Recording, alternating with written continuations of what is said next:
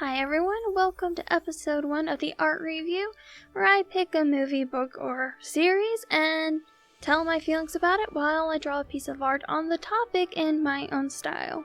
And today we will be starting with the ever-popular Frozen 2. Alright, before we get it jumping and start here, need to go on ahead and point out that there will be spoilers. So please, if you haven't seen the movie or you're spoiler sensitive, please do not watch this and get mad at me, because there are spoilers. You have been warned. Frozen 2 is the sequel to the ever-popular Frozen that came out in 2013 and basically took the world by storm. You couldn't go anywhere without either hearing the radio or some kid singing Let It Go. To be honest, I didn't get caught up in the whirlwind for some reason. I was never very fond of the first movie. It just didn't have an attraction to me. So that being said, we're on to number 2. The movie starts off much like the first movie did. Back in the past, before Anna's memory was erased of Elsa's powers. And we get to see a little bit more of the parents and learn about some things that happened in their past, which is the setup for the whole movie, of course, foreshadowing. So the father tells the girls about this enchanted forest he went to visit once, but where everything went wrong, and it resulted in the death of his father and him becoming king at a very, very young age, which really helps to explain his reaction when Elsa accidentally hurt Anna back in the first movie. I'm still not sure he actually handled that right, but considering the circumstances, he may have reacted how any of us would have. And then we have her mother, whom, if you've seen the movie, know that she was actually lived in that enchanted forest among the people there called the Northotic. Don't shoot me if that's wrong. And that she actually saved their father's life.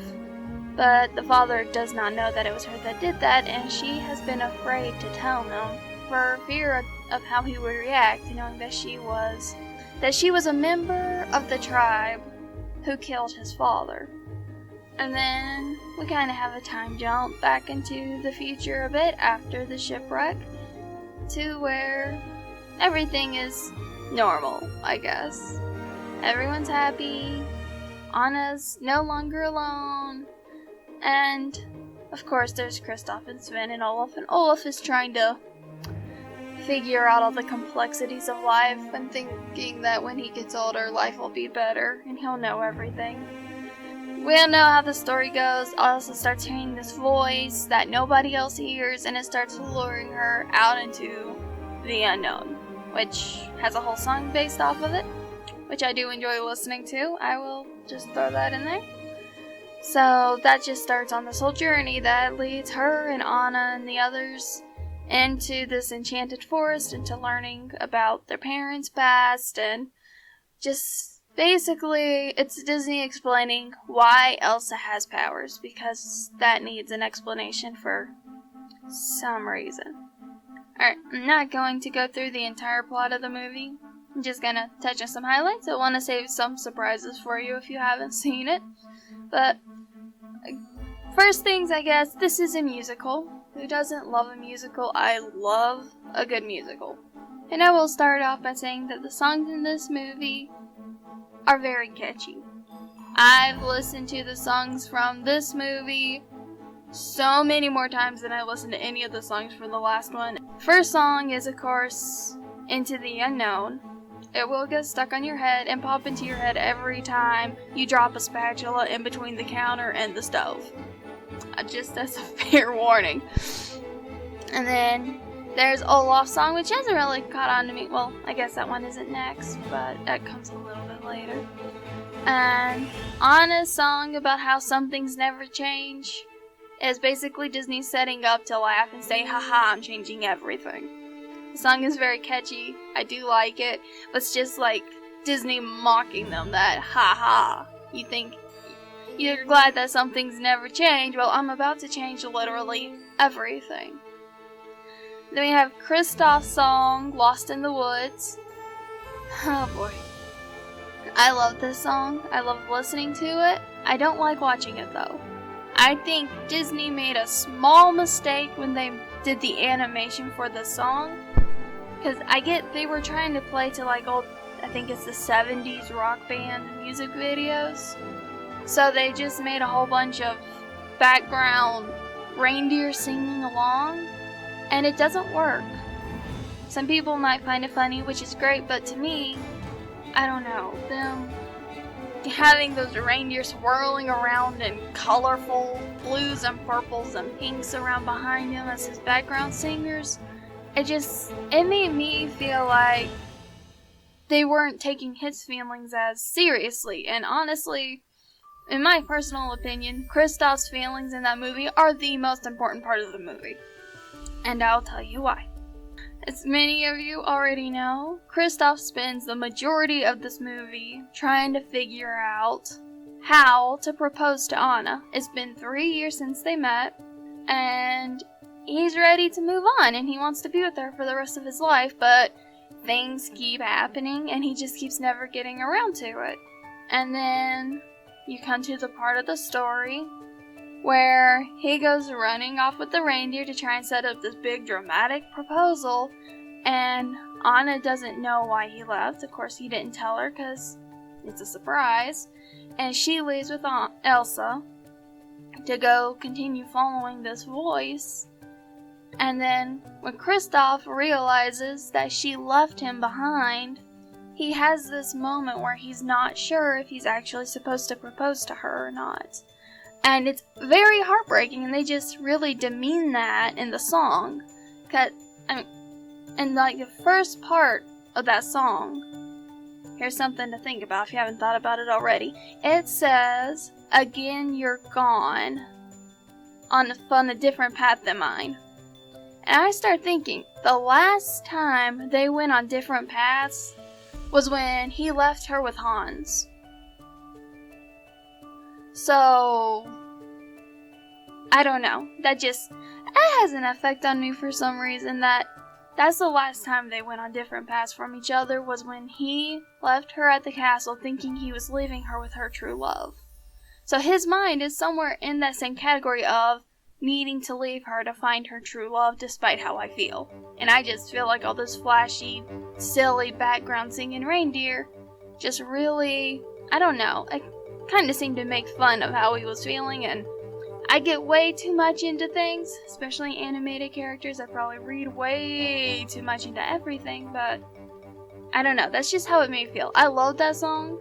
I listen to it more than any other song from this movie, but I just wish they hadn't made those animation choices with it, because it made it seem like, yeah, Kristoff's there, his feelings aren't that important, so we're just gonna have a little fun and make you laugh while he's pouring his heart out and is heartbroken. Now, Kristoff, he is one of my favorite characters in this whole movie. They just did so much with his personality and his character that I absolutely love him. Him and Anna, really, they were the best part of this movie. Everything else was nice, but they could have just made the movie based off of Anna and Kristoff, and it would have been perfect. I'm just saying, that's my personal opinion. You can disagree with me if you want, but hey, this is my video, so I get to say what I want. Anyway, so, as I've already said, for the majority of this movie, Kristoff is trying to propose to Anna. It keeps going wrong, but he does not give up until that one point where he doesn't know, but skipping past that, because I've already gone over it. I just love how they made his personality come out and how much they showed just how much he loves Anna and what he's willing to do for her. And I think that a lot of people have pointed out, and that I agree with, is that he doesn't try to stop her.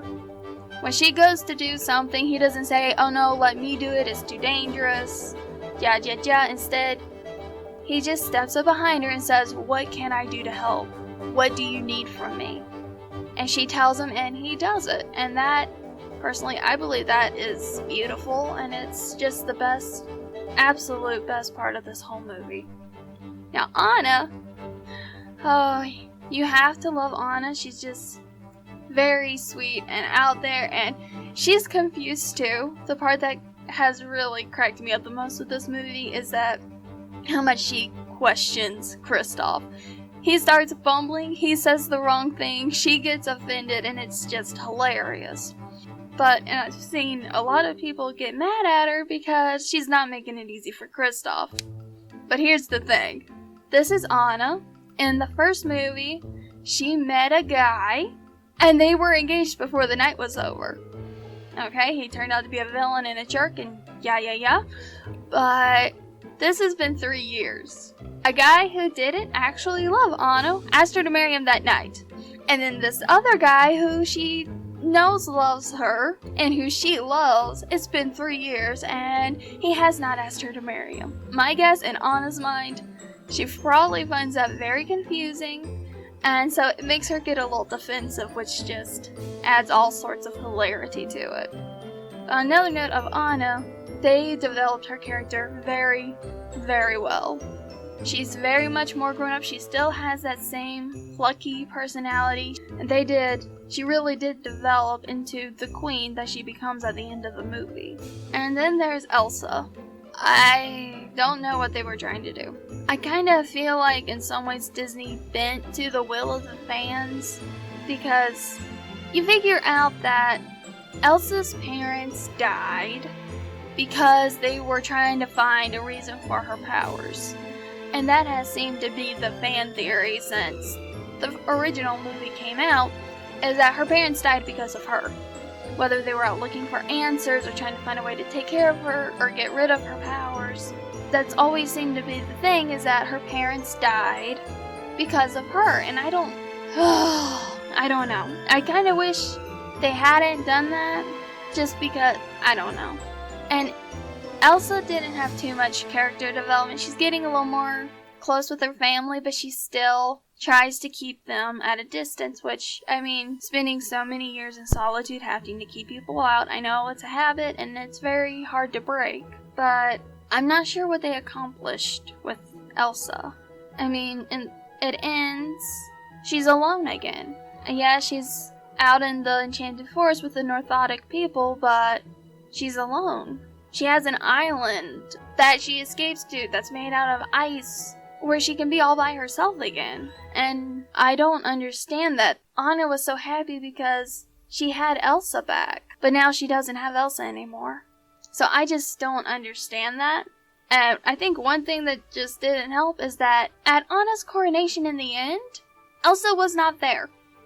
That is the thing that bugs me the absolute most about this movie, is the fact that Elsa was not at Anna's coronation, and I do not know why.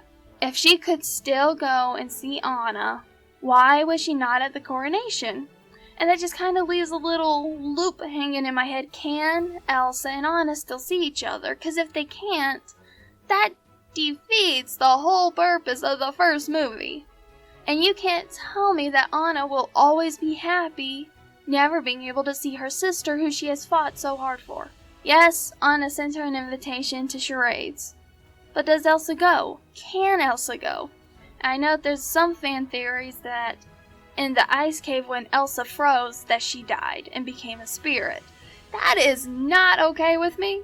Disney, I need answers.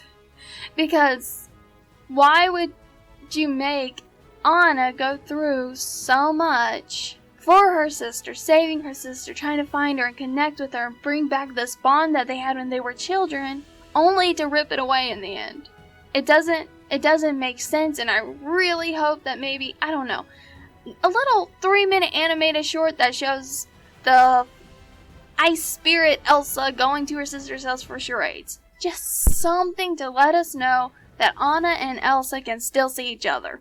I think it's about time to wrap up my tirade here. I've gone off on a little tangent there. Ending off, I will say that I did enjoy this movie a lot more than I did the first one. The biggest part about this movie that I enjoyed the absolute most was the animation. I could have cut off the sound and still watched the animation because Disney upped their animation game in this so much. I absolutely just loved it. Especially the water and just their expressions and everything. The animation was very, very good in this movie, and I really enjoyed just watching it. And well, I guess that'll be all for today. That was my little tirade rant about my feelings on Frozen 2. If you'd like to see more of these, I will be working on some more, so make sure you hit that subscribe button, maybe like, maybe share, I don't know. Do whatever you like. Anyway, so y'all have a good day. I hope you enjoyed this. Let me know your thoughts down in the comments, and I will see you next time.